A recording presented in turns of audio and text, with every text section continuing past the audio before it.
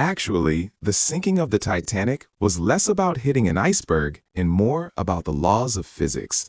You've probably seen it in movies, a violent collision with an iceberg, the ship snapping in half, like an action film.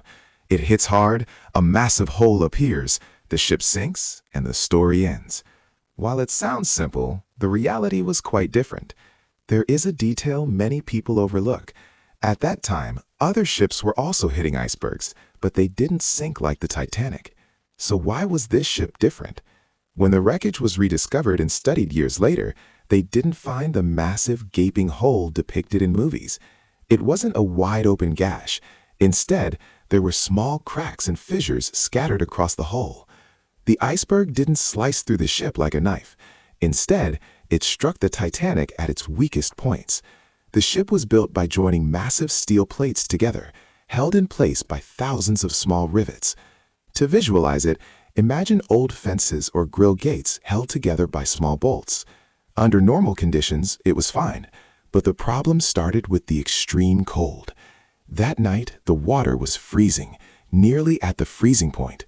When steel gets that cold, it becomes brittle and prone to snapping. It's like trying to bend a frozen cookie or a piece of chilled cardboard from the freezer. Instead of flexing, it snaps. So the ship didn't break apart all at once. The rivets holding the steel plates together couldn't withstand the pressure and began to pop off one by one. The seams between the plates opened up, and small leaks began to appear.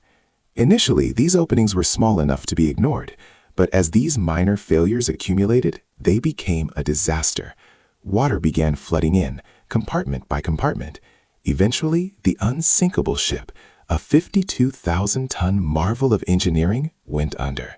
It wasn't just a cinematic collision that destroyed it. It was the simultaneous failure of many tiny details. If you think about it, this event is very similar to human life. Sometimes what destroys a life isn't a massive visible problem. Often it is the small things we overlook or ignore that over time accumulate and consume everything.